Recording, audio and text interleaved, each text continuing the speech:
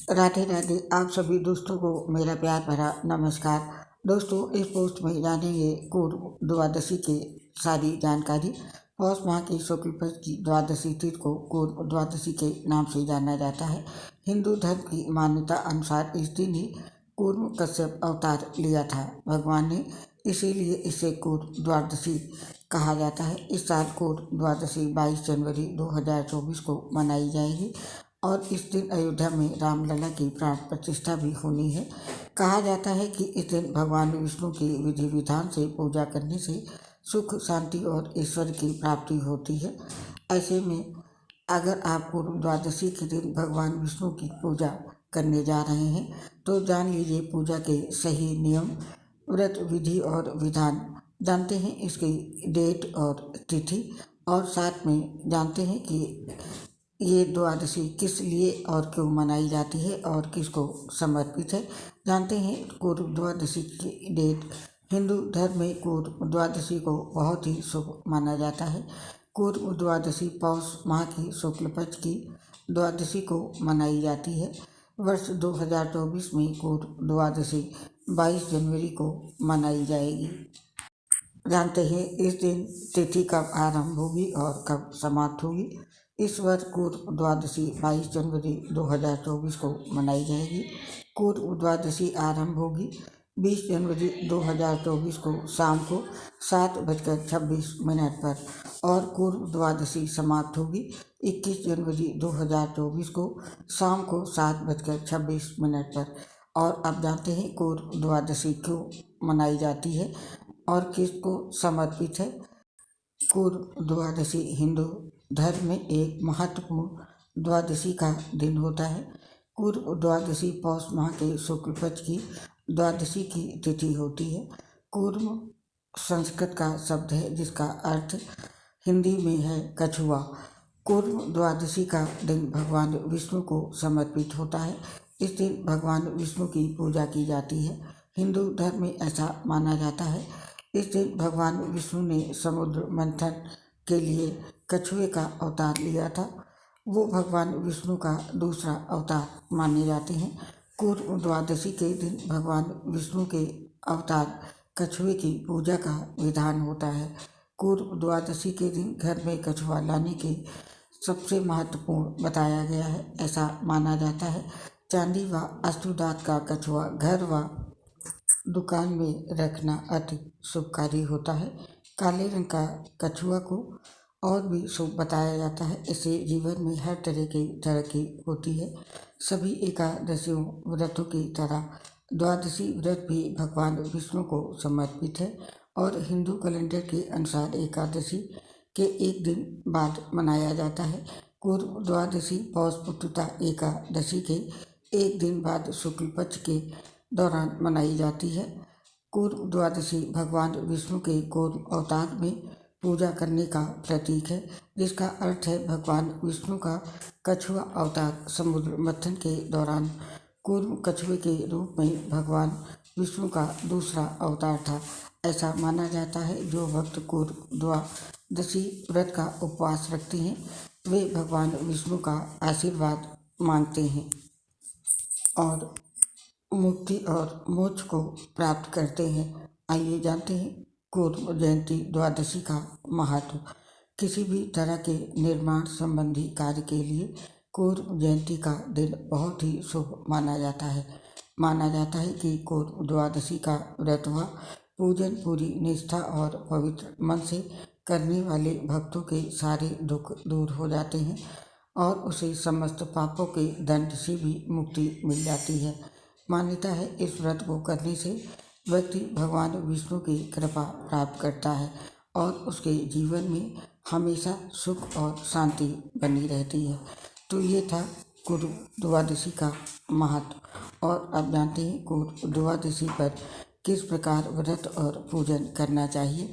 गुरु द्वादशी के लिए कौन सी पूजन सामग्री आवश्यक है, साथ ही जानेंगे गुरु द्वादशी पूजन के नियम।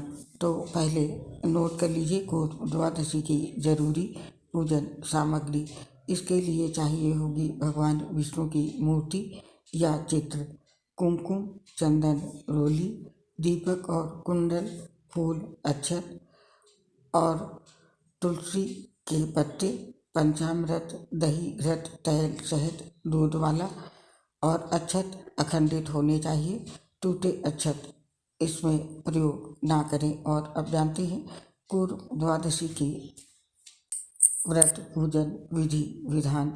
पौष माह के कृष्ण पक्ष की द्वादशी से एक दिन पहले यानी एकादशी वाले दिन रात्रि के समय स्नान कर स्वच्छ कपड़े पहनने के बाद विष्णु जी का ध्यान करना चाहिए। यदि सफ़ेद गाय के गोबर के बने सूखे कंडे हो तो अच्छा होगा। इन पर घी और तिल से 108 बार आहुति देते हुए हवन करना चाहिए।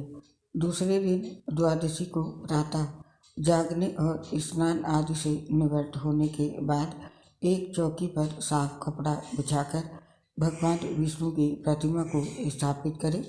अब भगवान की मूर्ति या फोटो के सामने आसन में स्वयं बैठ जाएं और भगवान का विधि विधान से पूजन करने के बाद तिल, फल आदि का भोग लगाकर भगवान विष्णु जी का मंत्र पढ़ते हुए उन्हें जल का अर्घ्य दें।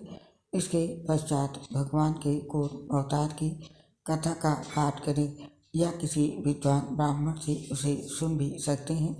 और पूजा पूरी होने के बाद उनको सम्मान पूर्वक भोजन कराएं और मूर्ति या फोटो सहित दक्षिणा देकर विदा कर स्वयं भी प्रसाद और भोजन ग्रहण करें। पूजा करते समय भगवान विष्णु को समर्पित मंत्र ओम नमो नारायण का उच्चारण करते हुए भगवान के कूर्म अवतार की आरती की जाती है। आरती के बाद भगवान विष्णु का ध्यान करते हुए घर में सुख समृद्धि की प्रार्थना की जाती है। तो ये थी कूर्म द्वादशी पर भगवान विष्णु की पूजा व्रत विधि विधान। और अब जानते हैं कूर्म द्वादशी के नियम जिनका पालन करना आवश्यक होता है। कूर्म द्वादशी व्रत के नियमों का प्रारंभ दशमी तिथि से ही हो जाता है। सर्वप्रथम व्रतधारी को दशमी के दिन प्रातःकाल स्नान आदि से निवृत्त हो स्वच्छ वस्त्र धारण करने चाहिए और उसके पश्चात पूरे दिन सात्विक आचरण का पालन करना चाहिए। उसके उपरांत एकादशी को प्रातः स्नान ध्यान कर पूरे दिन अन्न जल ग्रहण किए बिना ही व्रत रखना चाहिए। यदि ऐसा करना संभव न हो तो इस व्रत में जल और फल ग्रहण कर सकते हैं। अगले दिन अर्थात कूर्म द्वादशी के दिन भगवान कूर्म का पूजन करने के पश्चात प्रसाद ग्रहण कर व्रत का पारण करें। इस दिन मंदिरों में विशेष पूजा अनुष्ठान और अभिषेक आदि का आयोजन किया जाता है। भक्तजन मंदिर जाकर भगवान विष्णु और उनके कूर्म अवतार के दर्शन करते हैं और श्लोकों एवं मंत्रों का जाप करते हुए भगवान कूर्म की आराधना करते हैं। और हर व्रत की तरह इस व्रत में भी किसी भी प्रकार के तामसिक भोजन का उपयोग नहीं किया जाता है, न ही किसी तरह के नशा का उपयोग करना चाहिए। तो ये थी कूर्म द्वादशी की जानकारी। अब हमें इस पोस्ट से आज्ञा दीजिए, स्वीकार कीजिए मेरा प्यार से नमस्कार। आप और आपके परिवार पर भगवान का आशीर्वाद सदैव बना रहे। दोस्तों, हम आपसे अपनी एक प्रॉब्लम शेयर कर रहे हैं। हम लीवर से गंभीर बीमारी से पीड़ित है, जिसकी वजह से पोस्ट बनाने में दिक्कत आती है। सांस फूलने की वजह से आवाज़ क्लियर नहीं आती है। इसके लिए हमें क्षमा कर दें और अपना साथ और सहयोग हमारे साथ बनाए रखें। आप सभी दोस्तों का हृदय से बहुत बहुत धन्यवाद। जय श्री राधे कृष्ण, राधे राधे।